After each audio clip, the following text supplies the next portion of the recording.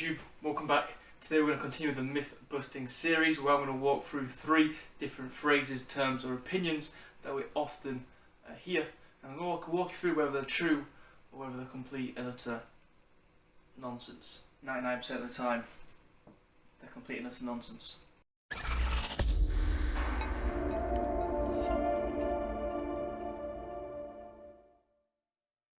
Number 1. The idea that there are foods, or certain foods, that can boost your metabolism. Unfortunately, this is just not true. You'll see the word metabolism get thrown about quite a lot. Okay, you'll see the idea of people being able to boost their metabolism through various different, methods being thrown around quite a lot. And that's because, the idea of being able to boost your metabolism, therefore burning more calories and therefore burning more fat, is a great idea. However, in reality, it doesn't really work like that. There's not a lot you can do that's actually going to boost your metabolism, at least to a significant degree. Okay, and especially through certain food items. So if someone's claiming a certain food item is going to boost your metabolism, they're probably just talking out their arse, or they're just not, or haven't got enough evidence behind that claim. Number 2, the idea of using fat loss supplements to obviously then get a better rate of loss or fat loss response.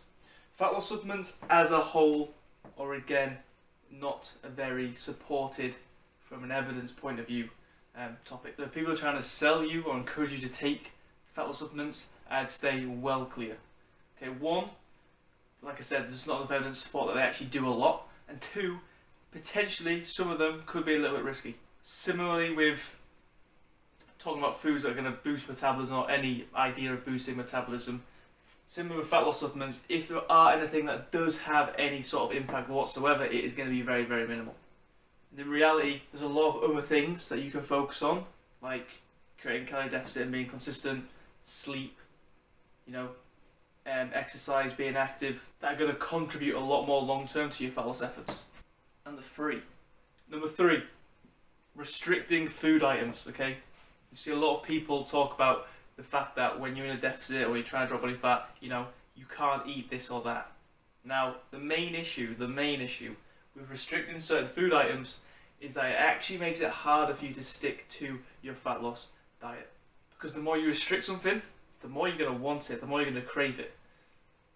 And that's just going to make it harder for you to actually stick to your nutritional plan or the targets that you've got set.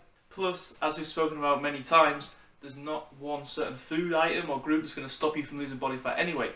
So it just doesn't make sense. However, making sure we're having these things in moderation is obviously then important. But complete restriction of one food item or group, completely not needed. So there you have it, 3 more phrases, terms, or opinions, and whether or not they are true, and if you should listen to them. If you did enjoy the video, please drop a like. If you've got any questions on any of these, throw them down below. Or if you hear something that you're skeptical of and you want me to include in the next video, throw them down below in the comments. And if you haven't already, please do subscribe. I'll catch you on the next one.